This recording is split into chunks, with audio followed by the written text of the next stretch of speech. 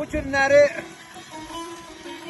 Kəlbəcər rayonunun çox gözəl bir dilbar guşəsi Taxtadüz Sarıyer yaylağından Sarıbulaqdan bu canlı reportajımızı sizler üçün təqdim edirik.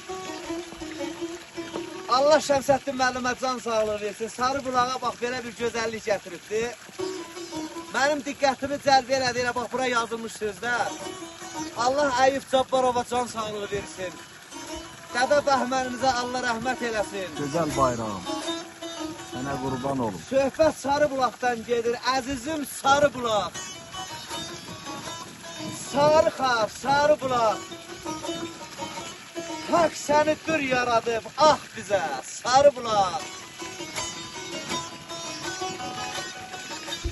Kənli yurnun boynundan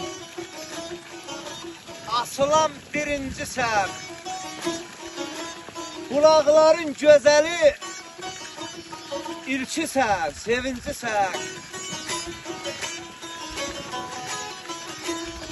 Könül pərişan olar. Əgər bizdən incisən, ah bizə Sarıbulaq. Ay bizim Sarıbulaq. Kəlbəcər rayon Məmmədəfi kəndi Şəmsəddin Hüseynov Allah can sağlığı versin.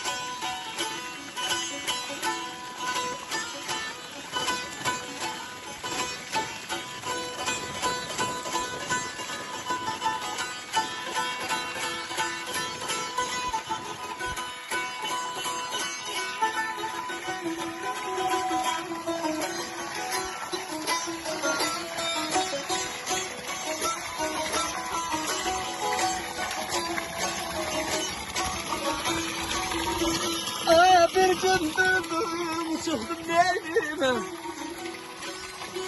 Of köşet şehrine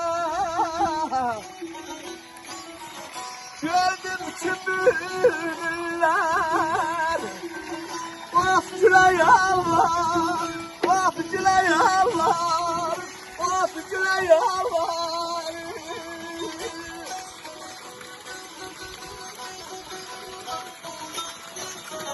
Ay benim şefayetini gey, evler güzel. Ver güzel şirin. Of Gülay Allah, ay Gülay Allah, of Gülay Allah.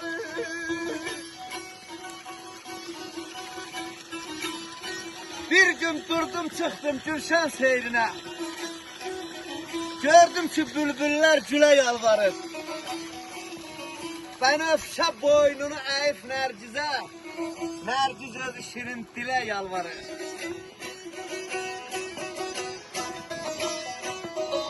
Bir yanda dayanıb nazlı gözəl yar.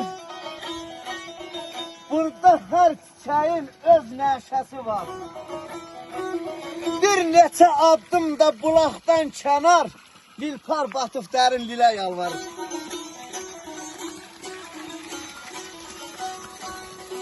Gel belə hər oturmasında gel.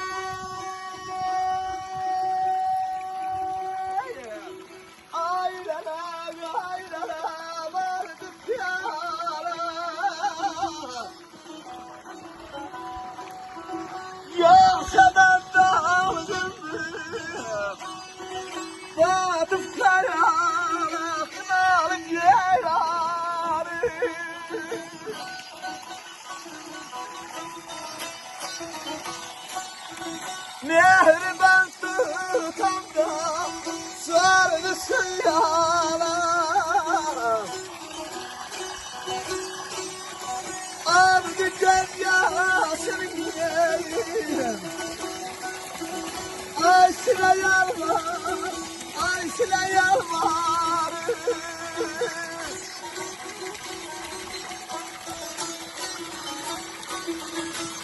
Her otun başında var bir piyala.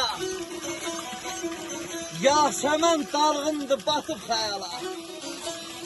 Mehriban tutanda sorgu suala aldı göz yaşını. Silə yalvarır. Sada rəhmət. Sizlərə də can sağlığı.